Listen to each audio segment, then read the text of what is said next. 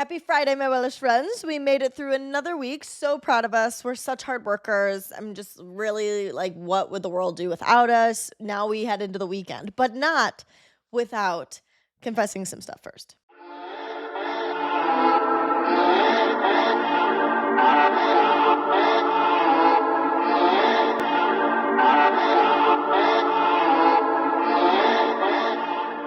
This week, I had a moment that might sound kind of surprising coming from me, but I feel like I actually genuinely grasped this week what protecting your peace really means and how important it is. Here was my realization.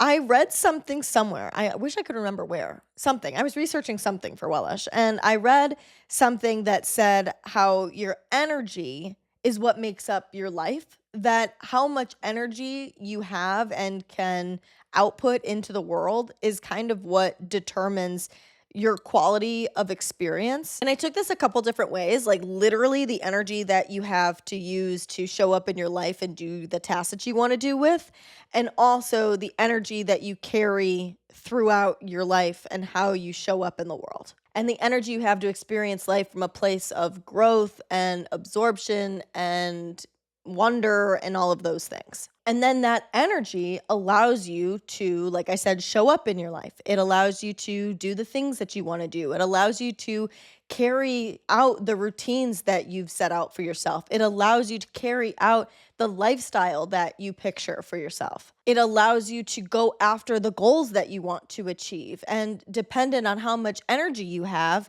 is how much capacity you have in order to go out in the world and do those things. Like, do you have the energy to go to the gym? Do you have the energy to make yourself real food? Do you have energy to get immersed in deep work that would lead you to doing your dream job?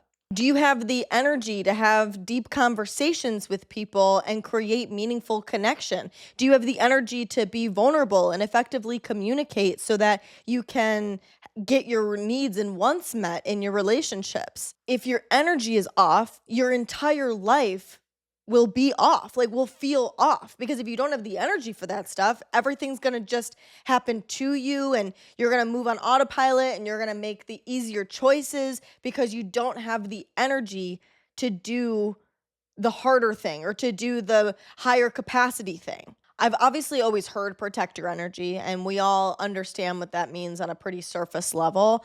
But I think what happened this week that really like made that sink in deep for me was having to set a boundary with a friend, and that was really hard for me to do.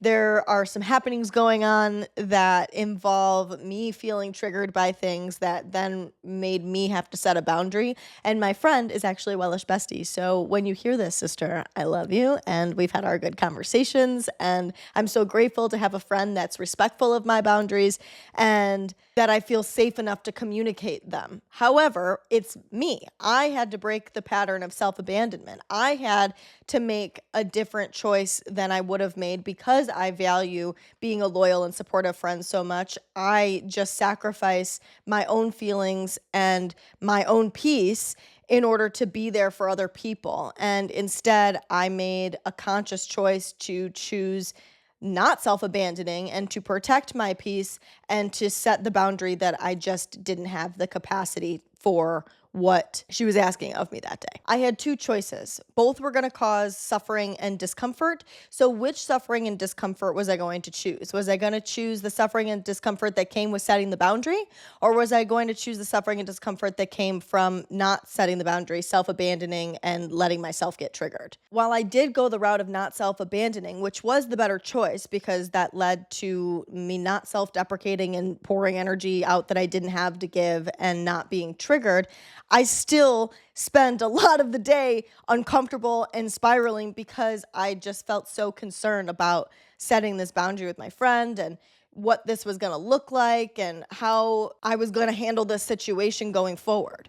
And so I spent the entire day mentally somewhere else. So instead of getting things done in a streamlined way like I normally do with a clear mind, I ended up sitting on my couch, spiraling quite a bit, packing things in as much as I could, but things were taking me so much longer to get done because I was spending so much time thinking and doing other things, like involving my thoughts, than I was actually being able to focus on the things that I like to get done in a day. And because that took me so much longer, I had to sacrifice some of the things that I normally do in a day. Like I had to get stuff done for the podcast and then didn't have time to go to the gym. And then I didn't have energy to work out. And a bad habit that I have when I'm emotionally overwhelmed is it makes me really not good at doing things that are good for my health, like eating well and drinking water and taking care of myself. And so then that all plays against me too. And that's not like a this happened and so that was the result of it. That is like every single time ever that I'm emotionally overwhelmed. But now I'm so aware of it. And that awareness is what really solidified it for me, because the next morning, after having that emotionally draining day, I woke up and was spiraling about it. Like it was my first thought when I was laying there, not fully conscious yet, but just laying in bed. And because I'm consciously trying to say, stop spiraling about it. We don't need to be spiraling about this. We don't need to be worried about this. Everything is okay. You are safe. Everything's fine. I get on my phone in an effort to like shut down the spiral. A healthier choice would have been reading my book or journaling. But again, because of how much energy I'm spending, I just didn't have the capacity for it. So I pull out my phone and I'm looking at things online.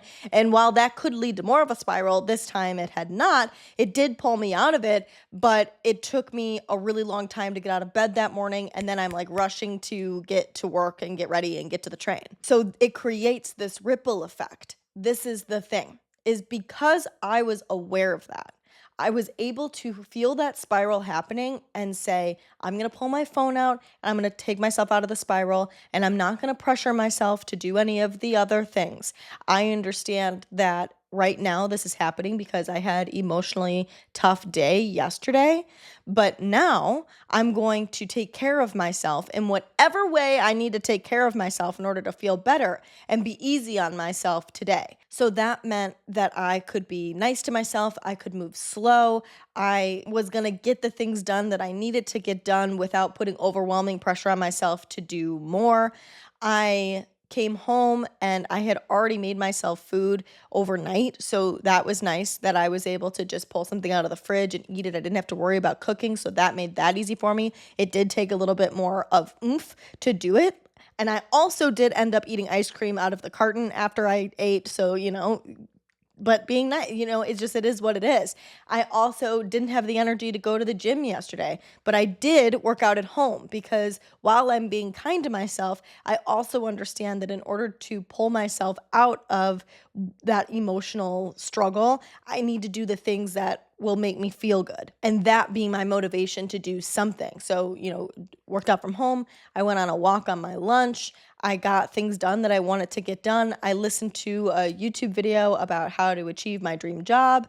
I started doing little action in order to achieve that. And while it didn't look like my perfectly streamlined dream self ideal day, I wasn't mad at that day. I achieved my goal of having a better day. And now today I feel good and I'm able to do things back to my normal capacity.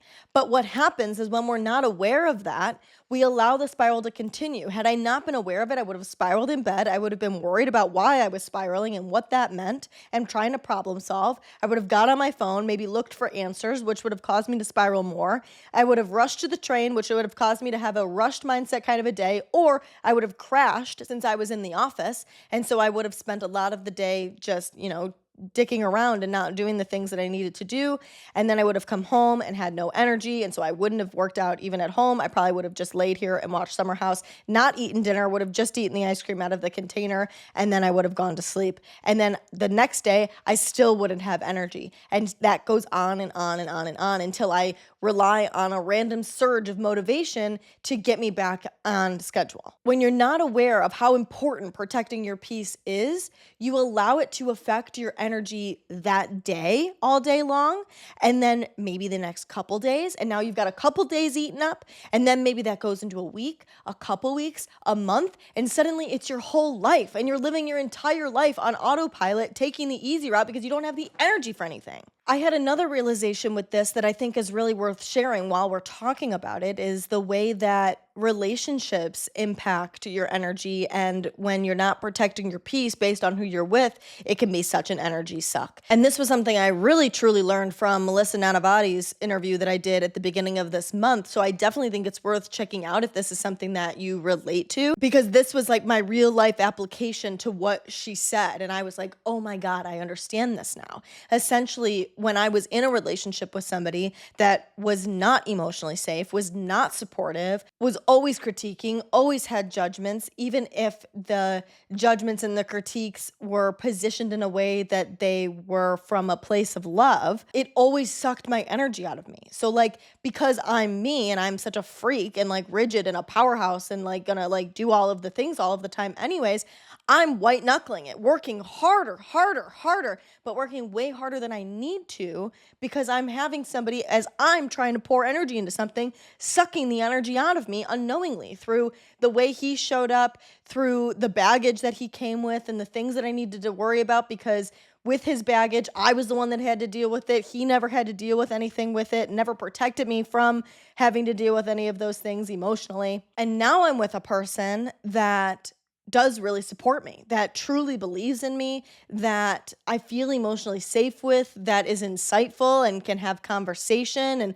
I feel like I can openly communicate and he receives it and he understands me and he encourages me to go after the things that I want to go after. And he gives me honest feedback about those things without ever sounding like he's not in my corner. Like he genuinely says things from a place of like wanting to support me and wanting what's best for me and believing that I can achieve what's best for me. It's like I actually feel like I have energy being added into my life that I can use in order to achieve what I want to achieve, and that I have this safe little pillow to fall back on of his belief in me, that if I don't achieve what I want or that things don't go exactly as I had said or had planned, that I don't feel like I have to like prove it to him that I can achieve what I said I was going to achieve. I can just redirect and he'll support me through that redirection. And that gives me so much energy. And so that support creates momentum for me to achieve and go after my own individual goals. Let those be like big goals or let it be just simple goals like eating right and going to the gym. Like I have the energy for self-care. I have the energy to clean my house. I have the energy to experience and enjoy my life and feel like I'm not going to make anybody else feel bad or have somebody have some comment or something for being able to do that. It gives me energy to live the life that I want to live and feel good for living as an individual. I say that too because relationships are such a big part of your peace and of your energy, but also not necessarily related to relationships. Like if you look at your life and if there's anything or anyone in your life that is an energy suck, that does work against you in being able to do the things and live your life in the way you want to. So, what I think I'm learning from this is that protecting your peace isn't just some woo woo concept. It's not dramatic literally at all. It's a practical necessity in order to move in your life in the way that you want to move. Like it's a tool to no longer self abandon. Because if you're so used to self abandoning, you sacrifice your peace for the greater good of everyone and everything else. Because it's easier to come home and deal with your own feelings and your own self deprecation than to deal with the consequences of other people's perceptions and opinions or consequences for how things play out. But by protecting your peace, you have the energy and the self love to be able to handle those things as they come up. Because it really does determine the overall feeling of your day to day life. It determines how much you can get done and it determines how you show up for your life. So, if you have been feeling off or low energy or behind, I really would encourage you to look at the areas of your life and try to figure out where your energy might be being sucked. And it might be from a place that you either haven't considered or aren't willing to consider. Like that's also why I mentioned the relationship thing. Like that you're not willing to consider that it might be more energy sucking than you're opening your eyes to. Again, this won't just be relationships with a significant other. This could be relationships with a best friend, with a family member, with your job, anything else. Because that one thing might be the one thing that is causing you to not live your life in the way that you truly want to live it. Your life doesn't just come down to simply the things that you do. It comes down to the energy that you have in order to do the things you do and to experience the things that you do to your fullest capacity. That's it for today's episode. Thank you so much for being here. Make sure to tune in on Monday because we're talking specifically about building routines, how you don't need the perfect aesthetic Instagram routine in order to have a good life or to be successful. You need to build a repeatable one. I love you all endlessly. Have an incredible weekend, and I will talk to you on Monday. Bye.